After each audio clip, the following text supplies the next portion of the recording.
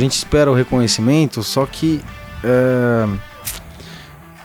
não pode trocar a ordem dos fatores, né? Tipo, a carroça, ela nunca tá à frente dos cavalos. Por que ter uma sólida formação técnica, um conhecimento técnico, é tão importante para na hora da entrevista?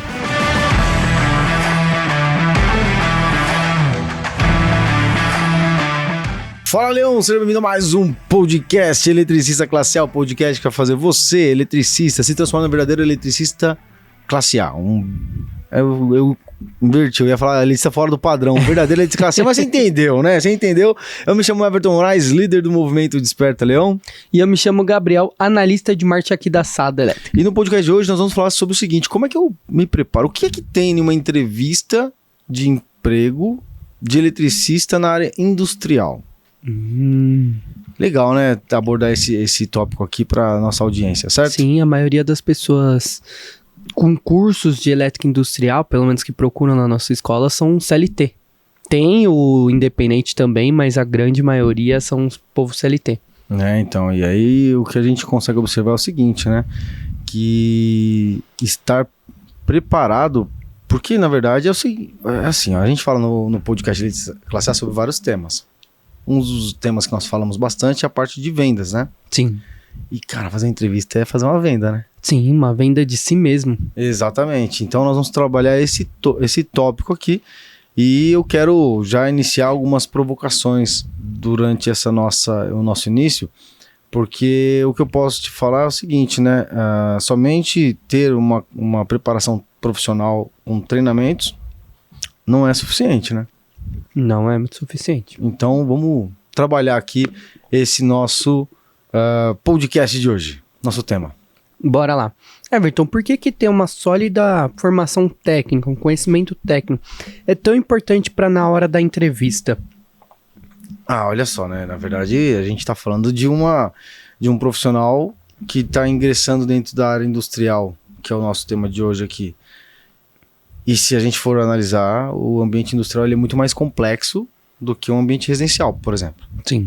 Então, enquanto a gente fala de quantidade de itens que vai estar à frente de um eletricista residencial versus a quantidade de itens, produtos, equipamentos que vão estar à frente de um eletricista industrial, é infinitamente maior a quantidade do eletricista industrial.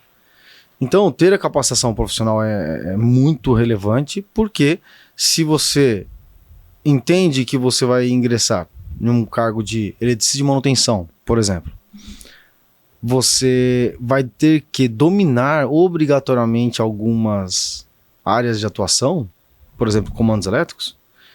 E quando eu falo dominar, não é ter o treinamento, não é ter somente a capacitação, é ter a capacitação e a competência e as habilidades. Então é importante você ter a base profissional bem estruturada, porque na indústria normalmente você não tem tempo para treinar ou ensinar as pessoas lá, e eu tenho as responsabilidades que vão ser assumidas pelo profissional. Como é que o cara vai assumir uma responsabilidade se ele não tem informação profissional sobre aquele assunto? Sim. Não tem como, né? Uma coisa que a gente consegue observar é o seguinte: eu falei agora há pouco que não adianta somente ter os treinamentos também, não adianta ter somente a formação. Você precisa entender que, numa grande maioria das vezes, os profissionais acabam saindo das qualificações e dos treinamentos que eles fazem sem as habilidades necessárias também. Então, além de ter a formação, além de ter a capacitação, é escolher a instituição de ensino que você vai estar indo realizar essa capacitação. Sim. Eu já fiz, acho que essa pergunta em alguns podcasts aqui, quando a gente falou de diagramas elétricos, mas fazer uma provocação aqui, né? Imagina que você teve um problema ortopédico e foi até um ortopedista e ele solicitou um raio-x. E aí você leva esse raio-x para o ortopedista.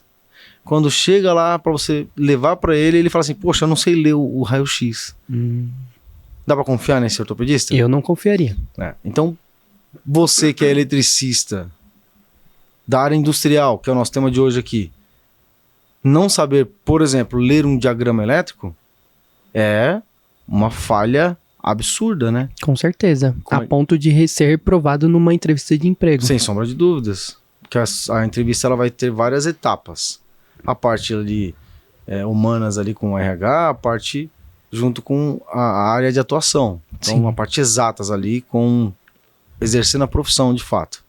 E nesse momento você vai ser testado em relação às suas habilidades, seus conhecimentos. E aí é a hora que você vai ter que comprovar, demonstrar isso para quem está te avaliando. E, sem sombra de dúvidas, a leitura de diagramas elétricos é uma das habilidades mais esperadas de um profissional que vai exercer uma atividade de manutenção. Sim. Porque justamente a leitura de diagrama ela vai facilitar a não perder tempo procurando um problema. Ele vai direto no problema, vai solucionar e pronto, já pode rodar a máquina em si. O operador da máquina vai poder voltar ao trabalho em si. É isso aí, ele vai economizar tempo ali. Porque se você parar para analisar o diagrama elétrico, né, ele é ele é o guia para você entender o funcionamento daquela máquina, daquele sistema, daquela operação. E aí tem uma diferença também que a gente fala, que é a diferença entre ler e interpretar os diagramas.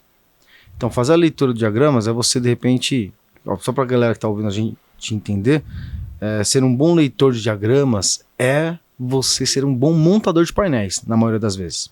Então, você consegue olhar para o diagrama e replicar isso na prática, trazer aquele documento na realidade, montar um painel. Agora, interpretar o diagrama é você pegar um diagrama existente, trazer essa leitura aqui para dentro de um ambiente já existente, ou seja, pegar e conseguir entender o que está no papel e transpor isso para o funcionamento que já está sendo executado por um painel montado, por exemplo. Aí, a interpretação é você saber, por exemplo, identificar o porquê da ausência do funcionamento, por que deu o defeito naquele ponto X. Com base nisso, você dar a manutenção, conseguir fazer uma análise diagnosticativa muito melhor, muito mais eficiente, economizar tempo na hora de sanar os problemas e defeitos e, obviamente, conseguir fazer com que você seja mais reconhecido e consiga exercer a sua função de fato, que é manter, ou seja, dar manutenção naquele sistema elétrico industrial. Perfeito. E numa entrevista de emprego, quais são as habilidades, sejam técnicas ou comportamentais, mais pedidas para o eletricista? Bom, quando a gente fala de habilidades, eu preciso entender o seguinte: quando eu estou falando de uma vaga de eletricista industrial, eletricista de manutenção, a gente está falando de um cara que vai dar manutenção. Na via de regra, ele vai estar à frente desse processo da parte elétrica. Então, uma das coisas que é importante é que esse cara tem que ter um nível de raciocínio lógico muito bem estabelecido. Sim. Então, com certeza, em todas as etapas de processo de entrevista, de seleção do candidato, vai ser a todo momento analisado a parte de raciocínio lógico dele. Por quê? Porque na hora em que ele tiver para descobrir um problema, o que mais ele vai fazer é trabalhar essa parte de raciocínio lógico para conseguir direcionar ali as suas ações dentro do ambiente de manutenção. Sim. Então, uma habilidade, eu vou falar que é comportamental, essa parte de raciocínio lógico, é de fato o que você precisa se preocupar de como é que eu demonstro isso, como é que eu demonstro minha capacidade de raciocínio lógico ao longo das minhas conversas, das entrevistas que eu vou estar fazendo dentro daquele ambiente onde eu estou participando ou concorrendo a uma vaga, né? Sim. Aí, eu tenho outras habilidades também. Estou falando das principais, porque depende também de como que vai ser a rotina ali da empresa. Mas uma outra habilidade que é fundamental é a parte de comunicação. Por quê? Porque a todo momento o profissional da área de manutenção está se comunicando e prestando contas a respeito do que ele fez, do que ele vai fazer ou de repente do que ele deixou de fazer. Através de meios ortográficos, escrito, numa OS, por exemplo, uma ordem de serviço, um relatório de manutenção preventiva, um relatório de manutenção corretiva, ou de repente através de uma comunicação em uma reunião, de fato, ou de repente na hora em que eu vou virar o turno e aí eu passo o status do meu dia para o próximo profissional que vai vir no meu lugar ali. Então troquei o turno, tenho que dar um resumo sobre o que aconteceu e o que é que pode ser que surpreenda ele no próximo turno. Essas são habilidades comportamentais. Agora, habilidades técnicas, é óbvio que nós vamos ter ali, quando eu olho para uma vaga de eletricista industrial, eletricista de manutenção, eu estou observando, com certeza, a capacidade dele de conhecimento de manutenção, análise de manutenção preventiva, corretiva, preditiva e a diferença entre elas, comandos elétricos, dependendo da indústria ali, a parte de programação, CLP. Então essas habilidades são cruciais, só que você vai ter que, antes de mais nada, entender o que é que a empresa é e o que ela possui lá dentro de operação, para que você consiga ser mais assertivo ali durante a sua entrevista. Perfeito. E quais perguntas normalmente os entrevistadores fazem para ver se o eletricista ele tem um bom raciocínio lógico? Então, na verdade, pode ser perguntas de situações e problemas. Então, vamos supor, o entrevistador está lá com o candidato e ele vai colocar questões ali, perguntas sobre como que ele tomaria uma decisão para realizar uma manutenção em uma situação X. Então, olha, a máquina parou em função de a máquina parou e deu um alarme de aumento de temperatura no motor tal. Como que você pega e faz o seu processo de análise de defeito com base nessa situação? Me fala aí quais são os componentes que você vai analisar, quais são as medidas de segurança que você vai tomar para fazer essa análise. Então, eu tenho uma situação, um problema para entender, por exemplo, qual que é o raciocínio lógico desse profissional. Só que aí tem um outro detalhe também, né? Às vezes eu tenho como eu disse, essa parte de raciocínio lógico, ela é analisada em todo momento. Então, eu tenho as perguntas técnicas para fazer essa análise de raciocínio lógico, e eu tenho as perguntas dentro do ambiente ali mais comportamental, que vai vir normalmente com o RH, que aí vão ser perguntas, testes diversos ali, que aí não tá muito na minha alçada, né? Mas dentro da parte técnica, sem sombra de dúvidas, fazer uma análise de defeitos, fazer uma leitura de diagramas elétricos na frente do seu avaliador e fazer uma elaboração de um diagrama, por exemplo, de comandos elétricos para uma situação atípica. Então, você tem que ligar um motor elétrico na partida estrela-triângulo. E olha, pessoal, aprendam o raio da partida estrela-triângulo, porque eu sempre falei nos nossos conteúdos que por mais que você ache o seguinte, a partida estrela-triângulo está ficando ultrapassada, agora é inversor de frequência, soft starter. Por mais que você pense isso, a partida estrela-triângulo é um dos sistemas de comandos elétricos mais simples de ser construído e mais complexos de ser analisado em função da especificidade de lógicas de ligação dos componentes. E, via de regra, né, muitas empresas utilizam, quando exige o eletricista industrial fazer um teste prático ou um teste teórico, mas na elaboração de diagramas, exige que ele faça um diagrama de partida estrela-triângulo. Então, aprenda, tá bom? Importante. E para o eletricista, qual que é a melhor forma dele mostrar, ou se for uma pergunta, falar para o entrevistador que ele tem aquelas competências? Porque a pior coisa para o eletricista é ele ter as competências, só que ele passar de forma tão bagunçada que o entrevistador não entenda nada e acaba reprovando ele porque ele não tem as competências. Cara, é como a gente começou falando aqui, na verdade é uma entrevista, né, uma candidatura a uma vaga é uma venda que você vai fazer. Então, eu preciso me preparar para a entrevista. Sim. Né? Então, como é que eu me preparo para uma entrevista? Primeiro, você vai organizar o seu currículo de forma comunicativa, né? Você vai ter que colocar para fora agora o que você sabe fazer e demonstrar as competências que estão esperando de você. A gente está falando de algumas aqui agora. Mas, na hora que eu vou começar a fazer a minha comunicação, falar sobre mim mesmo, eu tenho que tomar muito cuidado, porque é fácil a gente divagar e começar a falar coisas aleatórias e sem pé nem cabeça, sem terminar. Então sempre você tem que trazer o seu raciocínio lógico para ter sempre um início, meio e fim do que você está comunicando. Sim, pode até treinar em casa isso. Faz um teste com a esposa, com o filho, faz as perguntas aí, pega umas perguntas. Se você for na internet, e colocar lá perguntas que são feitas para vaga de eletricista. Tem sites que você consegue ver as principais perguntas. Você pode ir até no chat GPT, ó, falando pra ele, ó, quero que você seja um entrevistador e me entreviste. Sim. Aí aqui é só um treinamento, eu sou da área de elétrica, tal. Pronto, você faz com o chat GPT ali sozinho. Exatamente. Dá para você brincar com o chat GPT, não sei se você já conhece o chat GPT ou não, mas existe essa possibilidade. Mas, independente de como você vai conseguir essas perguntas, no ChatGPT, no Google, no Glassdoor, tem um banco de perguntas que os entrevistadores fazem, pô. Então, o que você faz? Olha para aquilo e começa a treinar ali. Não treinar aí para você decorar as perguntas ou respostas, mas para treinar sua comunicação na hora de responder as perguntas e respostas. Sim. Que não adianta, você está sob pressão. Você tá... Só o fato de você saber que estão te avaliando é um transtorno, pô.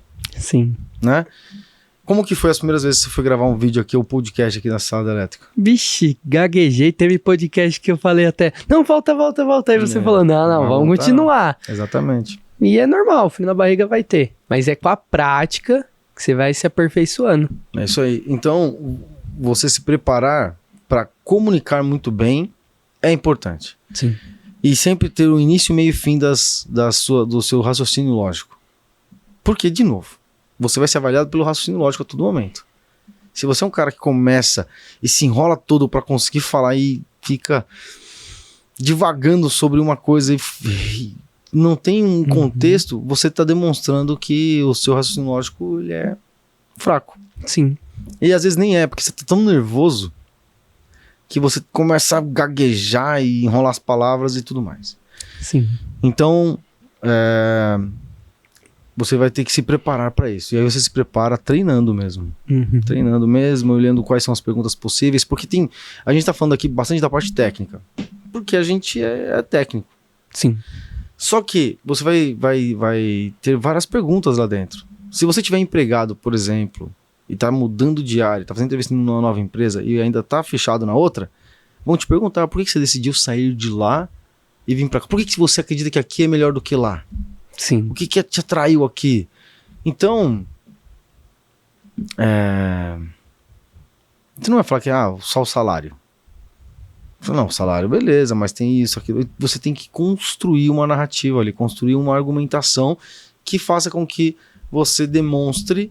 Porque, de novo, de novo. As perguntas normalmente do RH, elas não estão ali para ouvir de fato aquelas respostas às perguntas.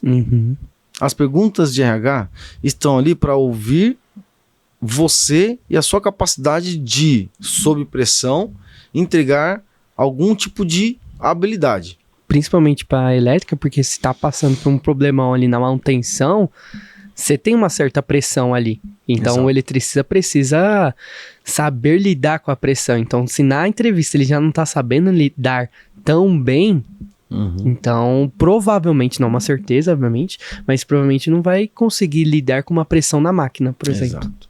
Então, eu tinha um chefe, né, um supervisor na Ecovias, que era o Flávio Pérez. Eu acho que ele ainda está no grupo Ecorodovias ainda, né, em algum outro cargo. Da última vez que eu fiquei sabendo dele, estava ainda no grupo. E aí, ele falava uma parada assim, ele falava assim, olha, sempre que a gente vai fazer uma análise, a gente tem que dar 2 passos para trás, e olhar de longe o problema. Né? Vou contextualizar isso. Toda quarta-feira eu fazia um relatório de manutenção que ele apresentava para as diretorias e presidência na quinta-feira. Acho que é isso. Se não era isso, eu fazia na terça e ele apresentava na quarta. Era alguma coisa assim. E aí o que acontece? Eu pegava e montava o relatório com tempo de máquina parada, com principais quebras, principais componentes trocados, investimento realizado, centro de custo e assim por diante. Eu fazia um relatório toda semana. E aí eu mandava para ele esse relatório em uma apresentação, PowerPoint. E aí ele pegava e falava, vamos analisar aqui esse relatório aqui. Só que uma vez por mês, eu acho que eu não lembro agora de fato, mas a reunião era um pouco maior, aí tinha mais pessoas, ou presidência, ou algo do gênero. E aí ele fazia uma análise mais aprofundada, que normalmente era a última semana do mês, que tinha mais dados completando ali todos os 30 dias de ocorrências. Aí ele pegava e projetava na parede. Então eu mandava o relatório para ele projetava na parede para fazer a análise. Aí um dia eu falei para ele, mas por que você projeta na parede? Analisa aqui no computador. Eu acho que eu tava com pressa, porque eu tinha que ir pra faculdade ou algo do gênero, né? Aí ele falou assim, cara, você parece que não é de manutenção. Se você quiser encontrar um defeito, um problema, você tem que olhar de longe o problema. Dar 2 passos para trás e analisar de longe. E ele sempre encontrava alguma coisa na minha apresentação. Filha da mãe, cara, né? Agora, uma coisa que é importante é, por que eu trouxe isso pro contexto? A análise que estão fazendo sobre você nas entrevistas, perguntas e suas respostas, nas dinâmicas de grupo, que tem esse negócio, é chato pra caramba, mas tem. Dinâmica de grupo, nas perguntas mais literais ali, mais teóricas, principalmente de RH, estão esperando de você algumas competências, né? Então, por exemplo, se eu sei que o cara de manutenção ele tem que ser mais analítico, porque tem que ser mais analítico. Sim. As minhas respostas, eu vou prepará-las de forma que eu demonstre a minha capacidade de fazer as análises no meio do processo.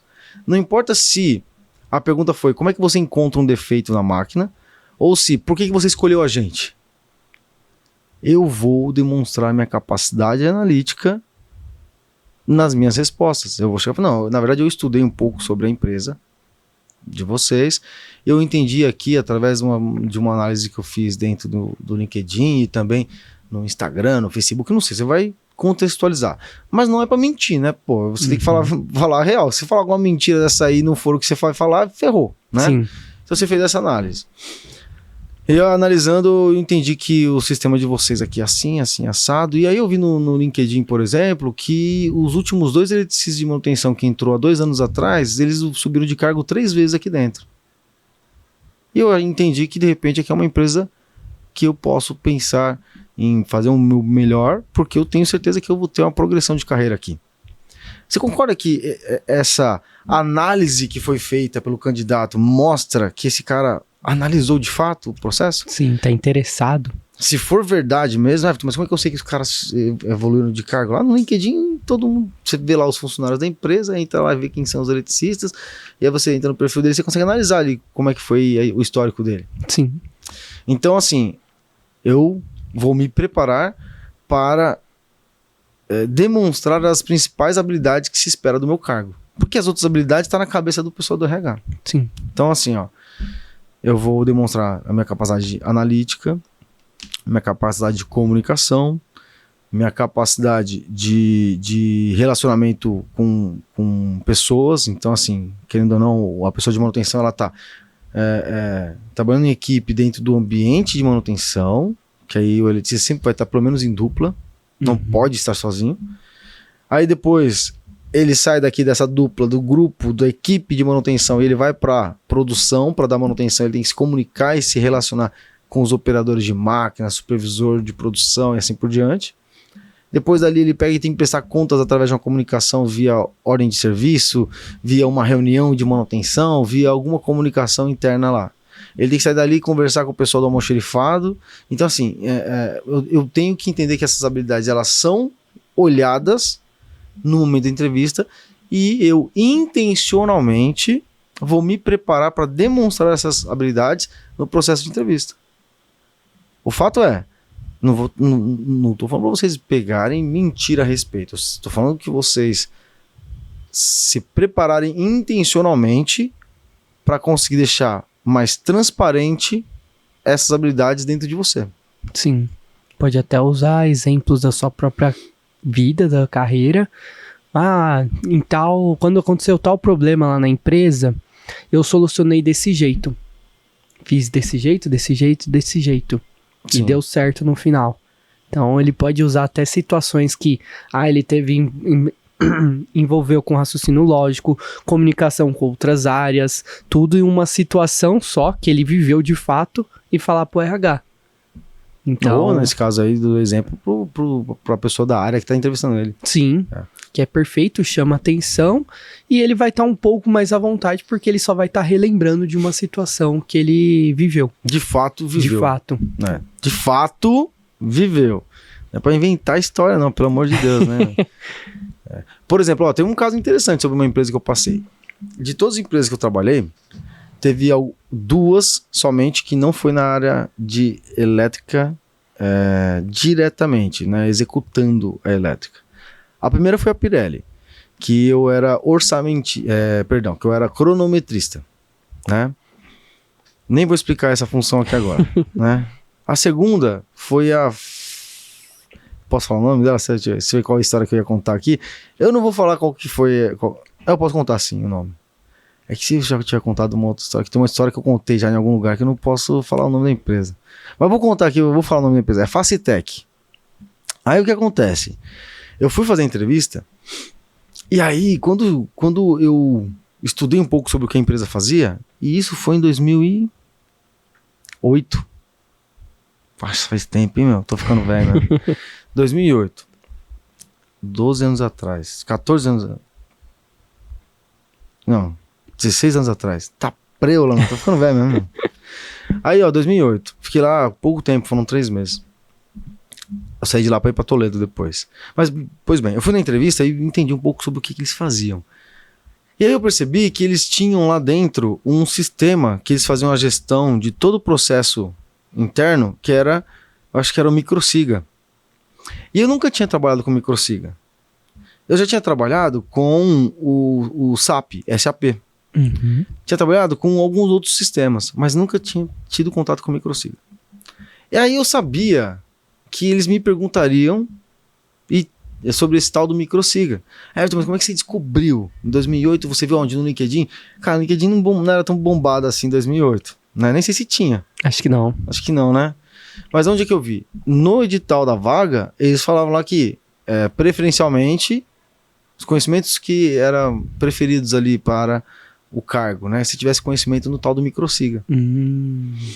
Então, eu peguei e falei, cara, vou estudar isso aí.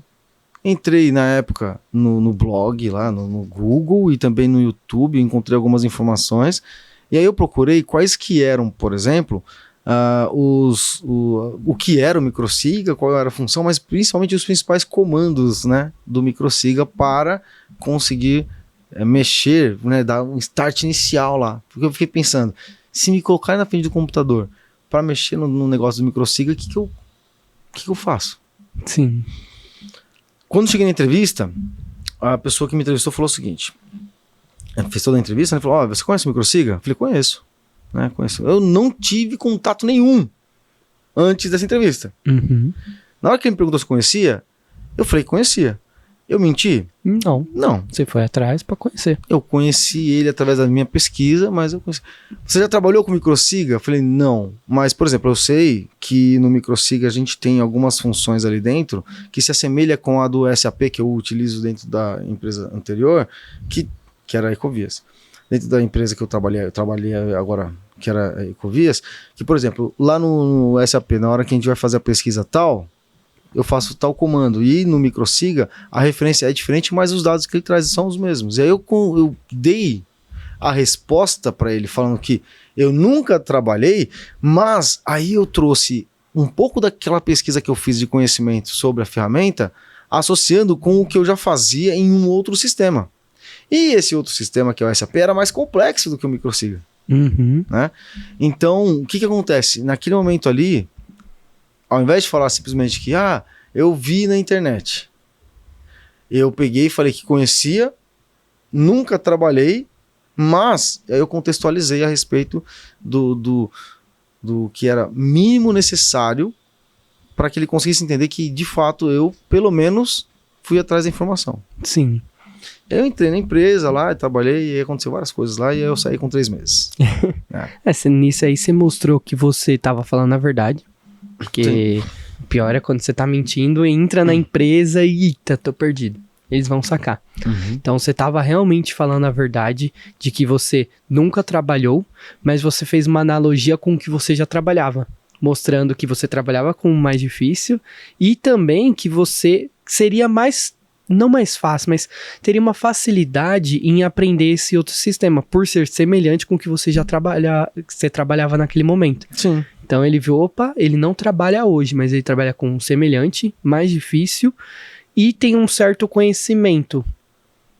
Pelo menos na parte da comunicação ficou muito natural para ele ali. Sim. Né?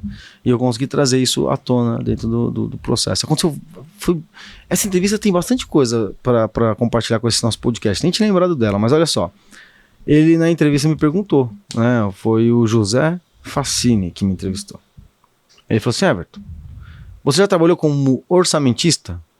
E eu nunca tinha trabalhado. Eu falei: olha, eu nunca trabalhei como orçamentista, mas eu sempre tive à frente de execuções que vinha para mim as documentações, uma montagem de painel, que vinha da documentação de peças, produtos, marca, fabricante, fornecedor e tal, e eu já tive contato com documentações que vêm desse setor de orçamento. Não que eu tenha feito, mas né, vou fazer aqui da melhor forma possível. E aí eu fui trabalhar e depois de um mês mais ou menos, eu fui treinado lá e tudo mais. Depois de um mês eu estava fazendo projetos relativamente grandes, né? Então você imagina que fazer orçamento, ir para essa área de orçamentista, é você estar à frente de uma parceria ali com o time de vendas de campo. Eles vão lá e pegam as informações e necessidades da empresa que quer contratar ou ter um painel novo, vem para o orçamentista e fala assim: olha, eles querem fazer tal coisa, vamos criar um orçamento para fazer essa execução, para que eu possa dar o preço final e passar o orçamento final para o cliente.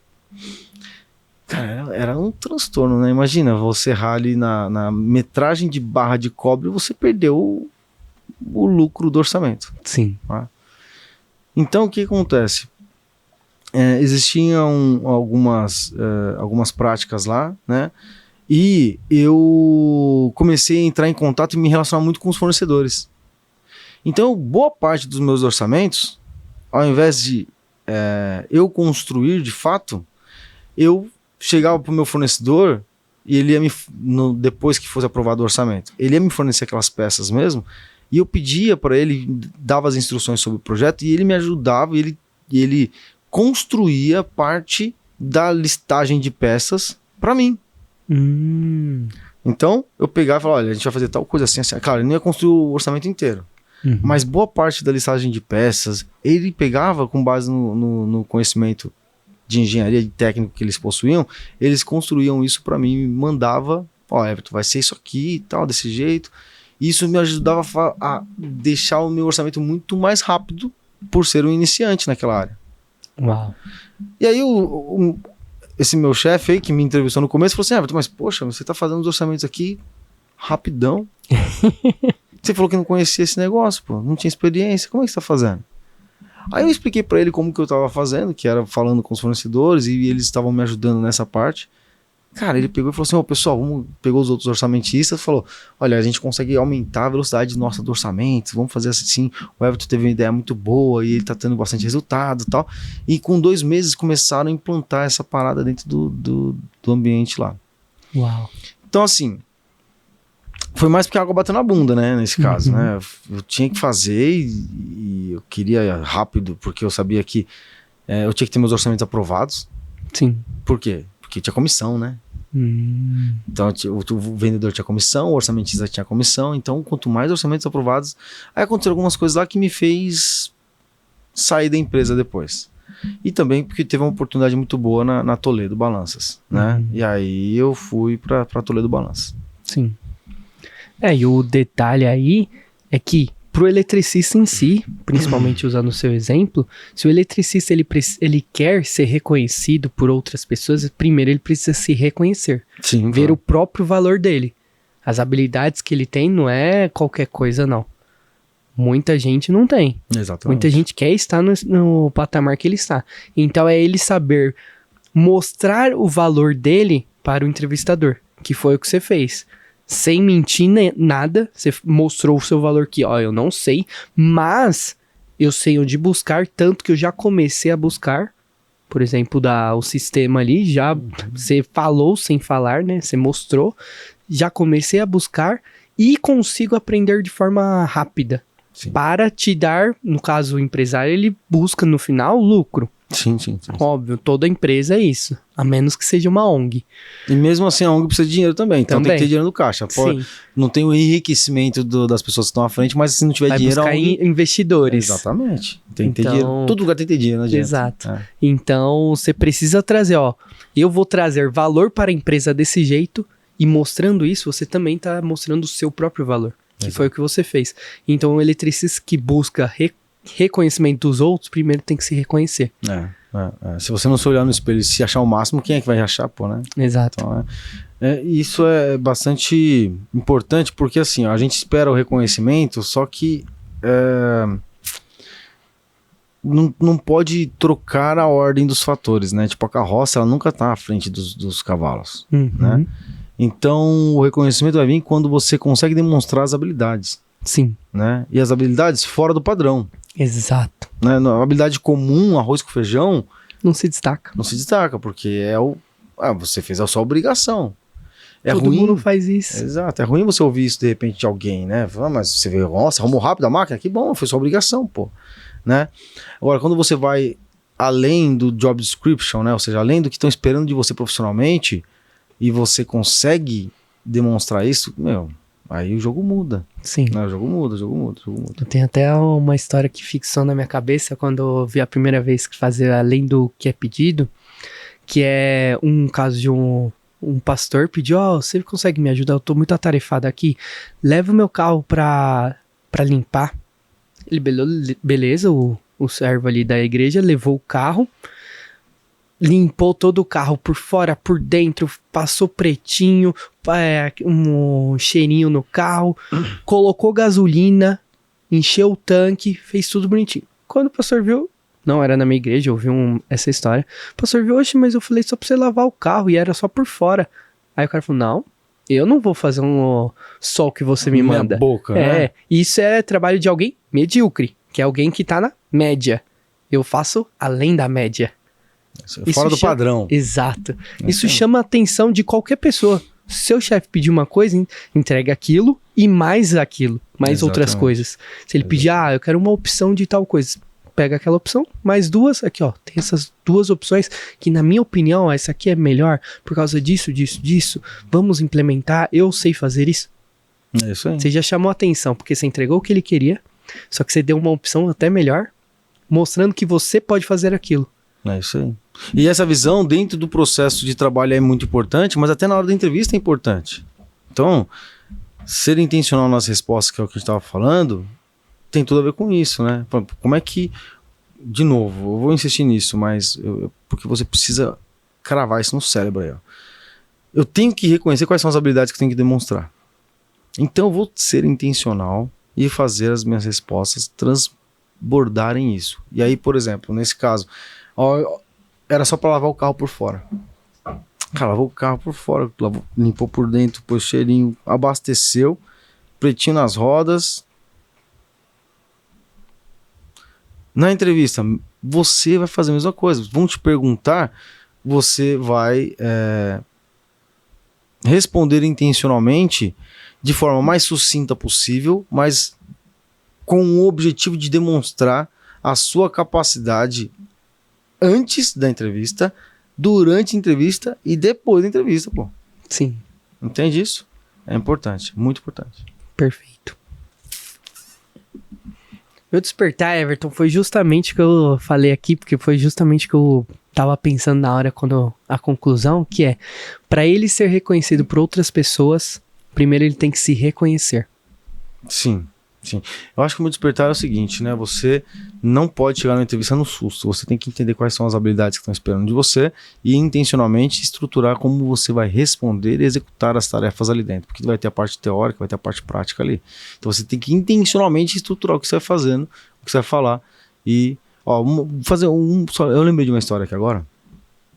Eu quero contar essa história. Pode contar.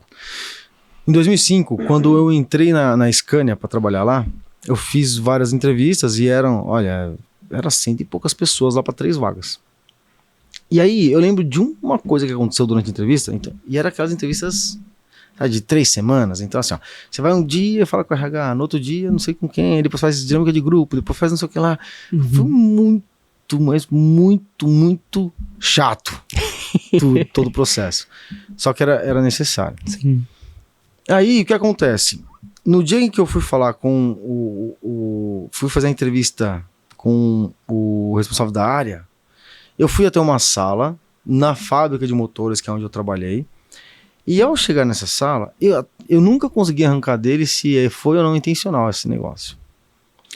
A hora que eu cheguei na sala, a primeira coisa foi que eu cheguei, a porta estava aberta, eu peguei, fechei a porta lá pra gente ter a conversa, mas a hora que eu fui sentar na cadeira, tinha uma caneta bem no cantinho, quase escondido.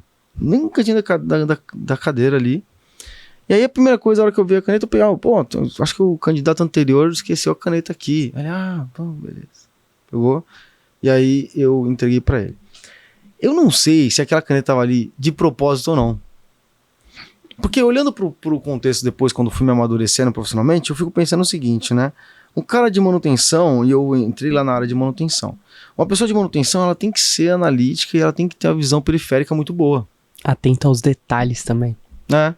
E aí, talvez esse negócio de ter visto a caneta ali pode ter ajudado a demonstrar essa visão periférica, essa parte analítica, esse contexto geral. Sim. Né? Mesmo se não foi intencional, quando você fez isso, despertou nele nisso. Pode ser possível. também. Pode ser também. Então, aconteceu algumas coisas em algumas empresas onde eu passei, porque eu tenho 11 registros na carteira, né? Dos meus 14 anos até quando eu fui, né, finalizei ali em 2015. Então, de 2001 até no final de 2015, são 11 registros, inclusive o Senai e assim por diante. Eu fiz muita entrevista. Participei de muita entrevista e eu fui também o entrevistador muitas vezes. Então aconteceu muitas coisas. E eu também muitas vezes fiz coisas intencionais ao analisar o candidato para tentar ver e entender a respeito da capacidade dele. Então, se prepare, seja intencional, coloque sempre em pauta quais são as habilidades que você tem que demonstrar e estabeleça uma comunicação muito boa no momento que você estiver fazendo uma entrevista para esse tipo de vaga. Beleza, candidato? É isso, né, Gabs? É isso. Então,